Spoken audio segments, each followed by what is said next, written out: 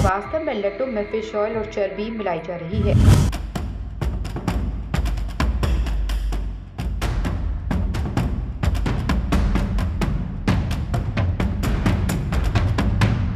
तिरुपति मंदिर के प्रसिद्ध लड्डू में मिलावट के आरोपों ने श्रद्धालुओं को हिला दिया है। ये खबर जल्द ही वायरल हो गई और लोगों में चिंता फैल गई। लेकिन क्या वास्तव में लड्डू में फिश ऑयल और चर्बी मिलाई जा रही है? आइए इस विवाद की सच्चाई और इसके पीछे की कहानी पर नजर डालें। हाल ही में कुछ मीडिया रिपोर्ट्स में दावा किया गया है कि तिरुपति मंदिर के लड्डू में फिश ऑयल और चर्बी मिलाई जा रही है। ये खबर जल्द ही वायरल हो गई और श्रद्धालुओं में चिंता फैल गई। दरअसल मुख्यमंत्री चंद्रबाबू नायडू ने दावा किया कि प्रसाद में मिलावट हुआ करती थी, घी की गुणवत्ता खराब रहती थी, यहाँ तक कि जानवर की चर्बी का इस्तेमाल किया जाता था।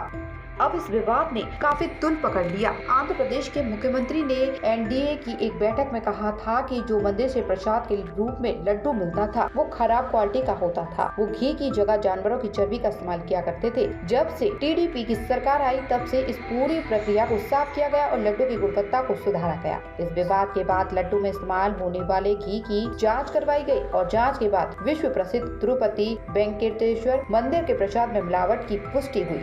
टेस्ट रिपोर्ट के अनुसार प्रसाद बनाने वाले घी में जानवरों की चर्बी की हुई पुष्टि। लड्डू बनाने के लिए गोमांस की चर्बी, मछली के तेल और ताड़ के तेल का इस्तेमाल किया जा रहा था। दावा किया गया कि लड्डू बनाने में जिस घी का इस्तेमाल हो रहा था उसमें जानवरों की चर्बी और फिश ऑयल भी था। इस मिलावट के विवाद के बाद मामले को लेकर ठाकुर देवकीनंदन महाराज ने क्या कहा, आप भी सुनिए। तिरुपति बालाजी के प्रसाद में जिस तरीके की मिलावट की बातें हम लोगों को सुनाई पड़ रही हैं, ये बहुत दुखद है, आत्मा का वध करने जैसा है। आजाद देश में कोई सनातनियों की भावना से इतना बड़ा खिलवाड़ कर सकता है और वो भी प्रादेशिक सरकार के संरक्षण में या उसकी देख रेख में या जो भी, वो मेरी समझ से परे है। हम लोगों के संविधान में यह कहा गया कि सब लोग अपनी अपनी पूजा पद्धति अपने अपने अनुसार मानेंगे, लेकिन क्या संविधान में यह परमिशन है कि हमारी पूजा पद्धति पर अधिकार प्रादेशिक सरकार का होगा या उस पर कमेटी बना के रखी जाएगी, अथवा उसमें मिलावट होगी, अथवा उसमें भी कुछ ऐसी चीजें मिला दी जाएंगी जिससे सनातनियों का धर्म बर्बाद हो जाएगा। तिरुपति बालाजी में जिस तरीके की पवित्रता का ध्यान रखा जाता है हम सब जानते हैं, लेकिन जिस तरीके की न्यूज आ रही है ये ठीक नहीं है। और अगर ये सच है तो निश्चित तौर पर हम सब सनातनियों के साथ बहुत बड़ा आघात हो रहा है। दूसरी बात, हम सब सनातनियों को बार बार कहा जाता है शांति रखें, तो आप बताइए, जूस में मिल रहा है मूत्र, भोजन में मिल रहा है थूक और प्रसाद में मिल रही है मिलावट जो कि मांस इत्यादि से संबंधित है। क्या करें? क्या सनातनी इसके बावजूद भी चुप होना चाहिए?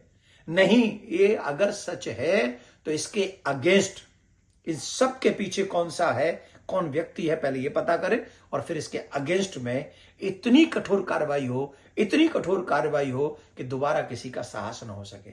ये मैं भारत सरकार से और सुप्रीम कोर्ट से भी निवेदन करूंगा कि अगर आप भी संविधान के तहत है ना, तो आपकी ये जिम्मेदारी बनती है कि आप इस पर गहन जांच करके जल्दी से जल्दी जांच करके दोषियों को बहुत बड़ी सजा दें, इतनी बड़ी सजा दें कि बस उन्हें पता चले। और सनातनियों से निवेदन करेंगे, भगवान को नहीं बचा सकते, भगवान के सम्मान को नहीं बचा सकते, भगवान के प्रसाद को नहीं बचा सकते, भगवान की यात्राओं को नहीं बचा सकते, अपने आप को हिंदू कहते हो? थोड़ा सोचो, जागो और आगे बढ़ो। कोई बचाने नहीं आएगा, हमें खुद बचना होगा। बांग्लादेश भारत में न बने, इसकी तैयारी हमको और आपको करनी होगी।